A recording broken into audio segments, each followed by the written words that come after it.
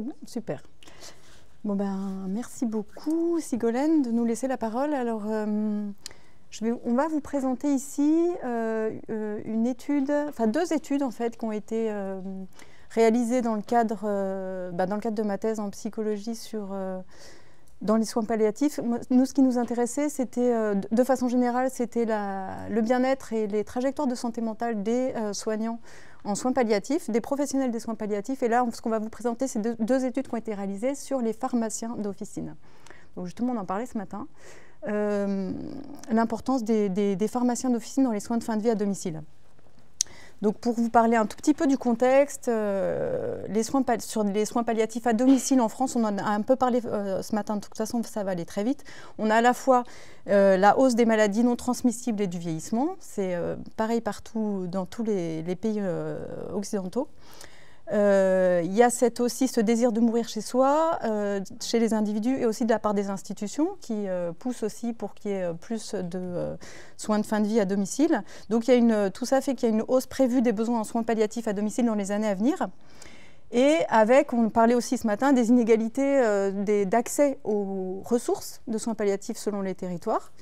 Donc en France, il y a beaucoup de territoires notamment qui n'ont pas d'unité de soins palliatifs ou de services de soins palliatifs à domicile. Donc on a des questionnements sur ces accompagnements de soins de fin de vie à domicile. Et il y avait une ressource potentielle qui paraît assez intéressante, c'est les pharmaciens d'officine. Ce sont des professionnels de santé, de proximité. Il y a des pharmacies dans tous les territoires, dans toutes les villes. Il y a 20 300 officines en France, avec une réglementation de maillage territorial, donc elles sont partout. Elles participent à la permanence des soins, elles font des urgences, elles sont ouvertes la nuit, certaines. Les pharmaciens, donc, ils sont disponibles sans rendez-vous, contrairement aux médecins, sur des larges plages horaires. On peut rentrer à la pharmacie comme on veut. Et ils font des livraisons à domicile. Donc ça fait plein de particularités des pharmaciens d'officine, potentiellement très intéressantes pour les soins palliatifs à domicile. Et pour autant, leur rôle de ces professionnels dans les soins palliatifs à domicile sont peu clairs et méconnus. Il y a très peu d'études là-dessus. Et eux-mêmes, ça c'est des résultats issus d'une étude précédente, eux-mêmes ont une prise de conscience laborieuse de leur rôle dans les soins palliatifs à domicile. Quand on les interroge, ils disent non, moi je ne fais pas de soins palliatifs à domicile. Mais qu'est-ce que ça veut dire? Ce n'est pas pour autant qu'ils ne font pas du soin de fin de vie, mais ils disent qu'ils ne font pas de soins palliatifs à domicile. Donc, partant de ce contexte, on a réalisé 2 études, une étude d'abord qualitative et une étude quantitative pour valider ces résultats, enfin les résultats de l'étude qualitative. Nos objectifs, c'était vraiment d'identifier les rôles des pharmaciens d'officine et analyser leur vécu dans les soins de fin de vie à domicile. Donc, on a fait des entretiens individuels, ça c'était dans notre étude exploratoire, sur 26 pharmaciens à l'officine, dans leur officine dans la région Auvergne-Rhône-Alpes. Et ensuite, on a fait une étude quantitative avec un questionnaire en ligne pour valider un peu les résultats de l'étude Quali sur l'ensemble du territoire français.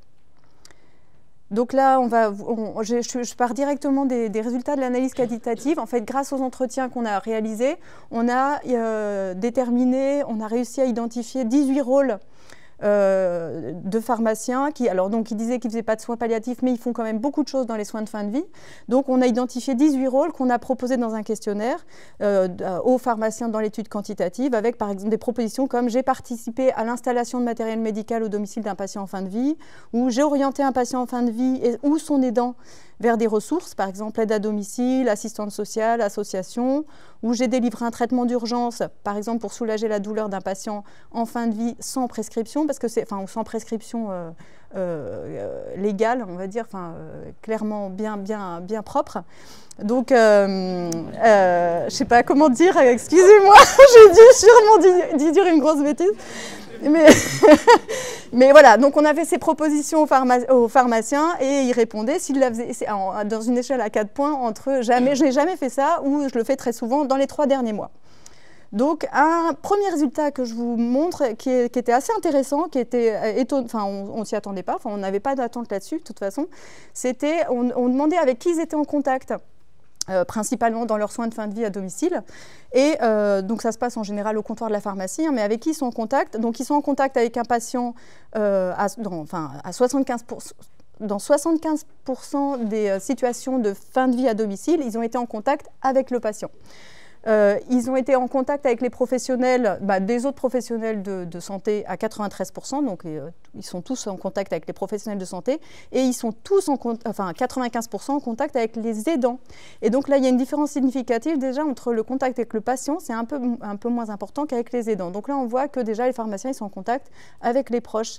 Et Sabrina pouvait illustrer, on se disait là-dessus. Oui, c'est vrai que souvent, qui dit situation palliative ou fin de vie, dit perte d'autonomie. Du coup, c'est plus le patient qui se déplace le plus souvent, hein, ça arrive encore. Et c'est vrai que cette relation avec l'aidant, en fait, se développe un peu, et sur la continuité surtout. C'est-à-dire que les situations palliatives, j'ai envie de dire heureusement, des fois sont longues sur la durée. Et donc, c'est vraiment des relations qui se développent avec le temps. On va en reparler après, mais c'est une réalité quand même de notre exercice. Ouais. Alors voilà, là c'est le tableau un peu récap des 18 propositions. Donc en bleu, on ne va pas regarder, c'est tout ce qu'ils font jamais. Et en vert, c'est ce qu'ils font jamais, en pourcentage. Et en vert, c'est tout ce qu'ils font beaucoup. Et donc, ce qu'on voit, les éléments importants qu'on voit, ce qu'ils font à plus de 80%, c'est ils veillent à l'observance thérapeutique des patients, ils veillent à la sécurisation des traitements, ils offrent un soutien psychologique à un aidant. Donc ça, ils le font à 85%. Et ils font de l'éducation thérapeutique à 88%. Alors, c'est vrai que si on reprend ces 4 éléments, quand on regarde l'observance thérapeutique et la sécurisation des médicaments, ce n'est pas étonnant puisque le pharmacien, c'est quand même le spécialiste du médicament et qu'en matière de bon usage, sa mission de participer au bon usage du médicament est bien décrite, hein, notamment par le Conseil national de l'ordre des pharmaciens. Alors ça peut passer, si on prend des exemples, souvent par la sécurisation des traitements antalgiques, par exemple. On peut parler là-dessus aussi des ordonnances, ce que tu disais tout à l'heure, sur la validité des ordonnances qui n'est pas toujours exacte, on va dire. Et il faut composer avec ça on doit donner le traitement, on ne laisse pas le patient sans son traitement. Donc ça fait vraiment partie de nos missions. L'observance aussi, quelqu'un qui a des morphiniques de prescrit mais qui ne les prend pas, curieux, que se passe-t-il? Donc ça, c'est très intéressant. L'éducation thérapeutique aussi, ça c'est aussi décrit dans les missions du pharmacien d'officine et ça consiste essentiellement, je crois, à la reprise des informations qui ont déjà été données par les autres professionnels de santé. Et là, c'est important de se rapprocher ça des résultats précédents où on voit que souvent le pharmacien d'officine dans ces situations est en contact avec les professionnels de santé parce que je pense que c'est essentiel que le discours soit commun entre les infirmiers, les médecins, les spécialistes, les généralistes et le pharmacien, parce que très souvent, on a besoin, nous, de réexpliquer ce qui a déjà été expliqué. Voilà. Et puis, plus surprenant, peut-être le soutien psychologique à un aidant, puisqu'il n'est pas du tout décrit dans les missions du pharmacien. Ça va être plutôt, j'ai envie de dire, une action, un choix individuel de le faire ou non. Je ne suis pas sûre que tous les pharmaciens d'officine le font. Et en fait, ce qui se passe, c'est qu'au fil du temps, l'officine devient un lieu de lien social pour l'aidant. Et moi, j'ai un exemple très précis d'un monsieur, d'un aidant, qui vient chercher les médicaments pour son épouse. Et en fait, au lieu de venir une fois par mois, comme le font auprès de tous les patients, eh bien lui, il vient à peu près une fois par semaine. Il prend par petits bouts, ce qui lui permet de revenir. Alors c'est l'occasion de parler bien sûr de la pathologie, des médicaments bien sûr, mais souvent les discussions sont tout autres et ça permet aussi de parler du ressenti des aidants et c'est des moments qui sont importants. Et on parlait tout à l'heure du temps d'écoute. Et même si ce n'est pas prévu dans nos missions, ce temps d'écoute, il est essentiel, je pense, dans ces situations-là notamment. Et oui, et je rajoutais ce que disaient aussi les pharmaciens dans les entretiens, c'est qu'il y avait ce moment, le comptoir de l'officine, pour les aidants, c'était un des seuls moments où l'aidant était sans son proche en soins palliatifs face à un professionnel de santé. Donc c'était une fenêtre qui pouvait utiliser ce moment au comptoir de l'officine pour poser des questions peut-être plus délicates à poser en présence du patient. Donc il profite de ce contact avec le professionnel de santé seul pour poser lui ses propres questions. Voilà, donc c'était en gros ce qu'on voulait vous présenter. Donc en conclusion, vraiment ce qu'on s'est dit à la fin de ces études, c'est que ils sont globalement assez investis ou très investis dans cette fonction d'accompagnement palliatif à domicile, même si ces rôles sont méconnus et sont peu connus même d'eux-mêmes en fait. Et que, en effet, c'est ce qu'on disait ce matin, finalement, c'est ce que j'entendais ce matin, c'était un rôle vraiment intéressant à prendre en compte, à mieux prendre en compte pour améliorer les soins palliatifs à domicile, et aussi, donc, en particulier, les soins aux aidants. Donc, ces études ont été publiées, donc vous avez les références des publications. Voilà, merci.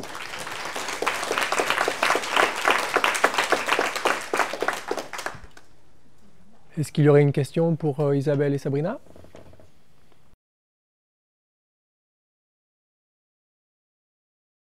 Est-ce que vous avez des données sur la satisfaction au travail des pharmaciens et peut-être comparer avec d'autres corps de métier comme les psychologues, les médecins? Est-ce que vous avez des données un peu objectives là-dessus? Alors, satisfaction au travail de façon globale des pharmaciens, voir par rapport aux autres corps de métier comment ils se situent. Je ne sais pas s'il y a eu des choses vraiment... Il y a eu quelques enquêtes, je sais, de santé, un peu de santé mentale des pharmaciens. Mais je ne suis pas sûre que ce soit très exploré. En tout cas, c'est sûr que dans l'étude Cali, on interrogeait aussi, et dans l'étude quantitative d'ailleurs, parce que là on vous a montré juste une portion des résultats des études. Dans les deux études, on posait des questions sur les vécus. Et alors, globalement, ce qui ressort des études sur les pharmaciens, c'est c'est quand même un rôle qu'ils apprécient énormément. Ces accompagnements de soins palliatifs, pour plusieurs raisons. D'abord, parce que c'est au niveau des compétences à mettre en œuvre, des compétences techniques aussi, c'est assez intéressant. C'est assez valorisant parce que ça leur demande beaucoup de compétences au niveau des traitements, au niveau des effets secondaires, des questions du patient sont quand même assez poussées. Donc ils sont contents de valoriser leurs compétences et de travailler leurs compétences. Et aussi, ils apprécient de façon générale, même s'il y en a qui n'aiment pas du tout, la relation au patient. Donc ça, en tout cas, c'était un vécu très positif de leurs expériences de vécu de soins palliatifs, même s'ils pouvaient être stressés par contre aussi, c'était très stressant parce que, par ailleurs, parce qu'ils avaient souvent des relations proches finalement avec les patients qui devenaient, c'est des voisins qui viennent souvent dans le quartier, ils ont des relations assez personnelles avec les patients, donc ça aussi ça les touche quand même. Mais par ailleurs, c'est compensé avec le fait qu'ils ont d'autres tâches, ils ont d'autres rôles dans la pharmacie, bien évidemment. C'est pas les soins palliatifs, c'est juste une petite portion de leur travail. Donc, ils arrivent à compenser ces stress et à compenser grâce à la valorisation du soin.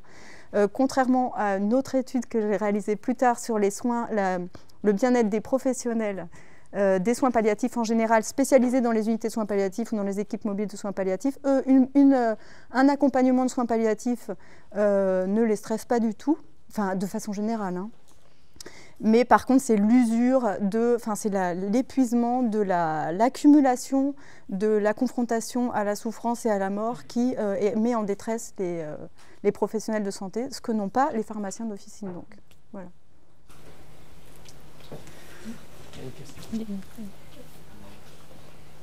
Est-ce qu'on pourrait dire un mot peut-être aussi des difficultés que peuvent rencontrer les pharmaciens d'officine? Je pensais notamment aux difficultés techniques par exemple, puisque ça peut se passer au comptoir, pas forcément un bon respect de la confidentialité de l'espace, qu'en plus il peut y avoir une file d'attente dans l'officine, donc ce qu'on prenne de temps.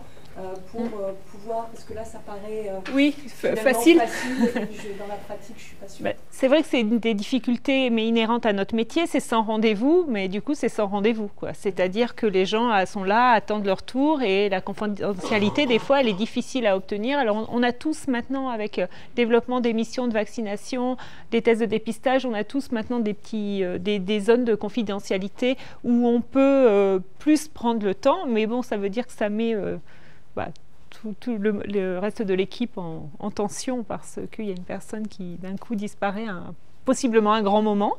Et puis souvent ces situations, c'est des situations d'urgence. C'est-à-dire c'est rarement un lundi matin qu'il va falloir mettre en place du matériel médical, des perfusions, de la morphine. C'est en général vendredi soir, samedi matin. Où il va falloir commander pour tout de suite, alors qu'on a des contraintes de livraison, bien entendu. Voilà, donc oui, c'est gratifiant, mais c'est stressant, oui, si, quand même, je crois. Merci. Est-ce qu'on peut garder les questions pour la suite, dans le temps d'échange de fin, parce qu'on a peur qu'il n'y ait pas assez de temps après pour que tout le monde puisse présenter. Merci. Donc, Mehdi et Thibaut, est-ce que vous voulez bien prendre la suite ?